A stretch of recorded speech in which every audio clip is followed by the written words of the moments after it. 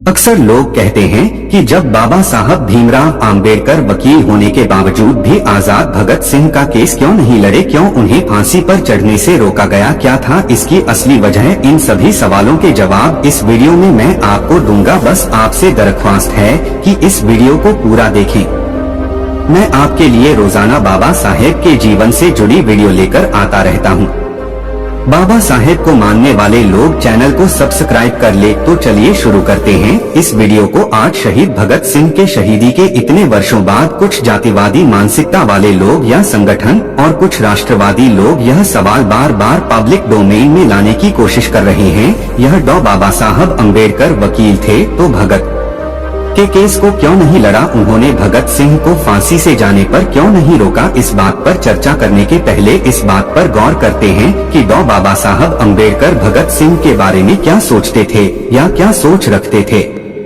उसका अंदाजा उनके संपादकीय से लगाया जा सकता है जो उन्होंने पाक्षिक अखबार जनता में 13 अप्रैल 1931 को लिखा था।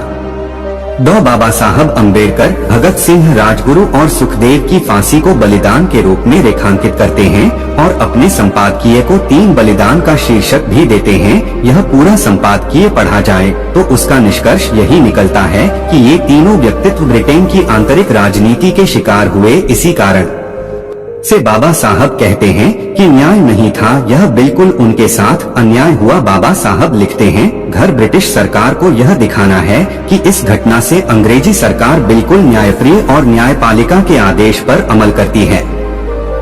ऐसे समझ लोगों के बीच मजबूत होगी और लोग उसका समर्थन करेंगे तो यह ब्रिटिश सरकार की बहुत बड़ी नादानी है, क्योंकि यह बलिदान ब्रिटिश न्यायपालिका की शोहरत को अधिक धवल और पारदर्शी बनाने के इरादे से किया गया है। इस बात पर किसी को भी यकीन नहीं है। खुद सरकार भी समझदारी के आधार पर अपने आप को संतुष्ट नहीं कर सकती, फिर बाकियों को भी इसी न्यायप्रियता के आवरण में वह किस तरह संतुष्ट कर सकती है? न्याय देवता की भक्ति के तौर पर नहीं बल्कि विलायत के कॉन्सर्ट एट ईव राजनैतिक रूढ़िवादी पार्टी और जनमत के डर से इस बलिदान को अंजाम दिया गया है। इस बात को सरकार के साथ दुनिया जानती है। संपादकीय की शुरुआत में बाबा साहब अम्बेडकर उन आरोपों का जिक्र करते हैं जिनके तहत इन तीनों को फांसी की सजा दी गई थी। वे इन तीनों की बहादुरी की चर्चा करते हुए कहते हैं कि फांसी की जगह गोली से उड़ा देने की भगत सिंह की अंतिम इच्छा भी पूरी नहीं की गई। वे लिखते हैं, हमारी जान बख्श दें, ऐसी दया की अपील इन तीनों में से किसी ने भी नहीं की। हाँ, फांसी की सूली पर चढ़ाने के बजाय हमें गोलियों से उड़ा दिया जाए, ऐसी इच्छा भगत सिंह ने पर की थी। ऐसी खबरें अवश्य आई है, मगर उनकी इस आखिरी इच्छा को भी सम्मान नहीं दिया गया। इस संपादकीय में विस्तार से बाबा साहब अम्बेडकर भगत सिंह की फांसी के संदर्भ में भारत और ब्रिटेन में हुई खुली और गुप्त राजनीति की चर्चा भी करते हैं और इसमें गांधी और उस समय के वाइसरॉय लॉर्ड इरविन की भूमिका पर बात करते हैं। डॉक्टर अंबेडकर की राय में एक गांधी और भगत सिंह की फांसी को लेकर आजीवन कारावास में बदलने की हिमायती थे, लेकिन ब्रिटेन की आंतरिक राजनीति और ब्रिटेन की जनता को खुश करने के लिए इन तीनों को फांसी दी गई। बाबा साहब अपने संपादकीय के अंत में लिखते हैं,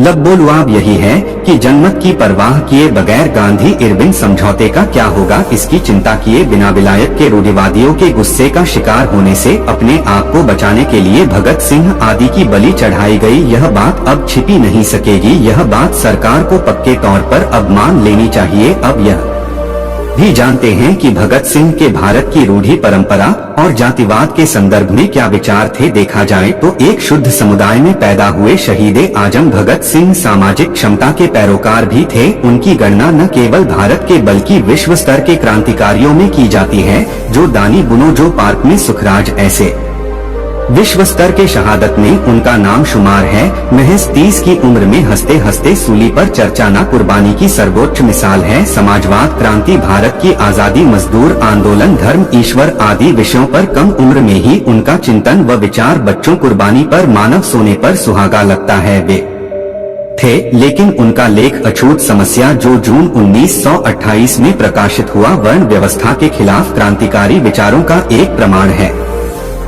भगत सिंह का यह लेख तब लिखा गया था जब 25 दिसंबर 1927 को साहब मनुस्मृति का ध्यान कर पृथक निर्वाचन की मांग उठा चुके थे। वहीं जातिगत पाखंड का पर्दाफाश करने वाली मदर इंडिया नामक किताब से 1927 में लेखिका इनमें धोने भूचाल पैदा कर दिया था। भगत सिंह को जब पहली बार 29 मई से 4 जुलाई 1927 के दौरान पुलिस ने गिरफ्तार कर लिया तो उन्होंने लाहौर पुलिस स्टेशन में सवालों का जवाब देते हुए बम्बई काउंसिल में 1926 को नूर मोहम्मद द्वारा किए गए भाषण का हवाला देते हुए कहा था कि जब तक तुम एक इंसान को पानी पीने देने से भी इनकार करते हो। जब इम्तियाज कुरैशी ने भगत सिंह की केस को दोबारा खुलवाया, इसकी पैरवी अब्दुल रशीद ने की। 2014 में अब्दुल ने FIR की कॉपी मांगी तो पता चला कि FIR में भगत सिंह का नाम तो है ही नहीं, उन्हें केवल रजिस्टर के आधार पर फांसी दे दी गई। और अंत में डॉक्टर बाबा साहब अंबेडकर की निष्ठा व कार्यों को लेकर समय समय पर मनुवादियों द्वारा सवाल उठाया जाना एक आम बात हो गई है,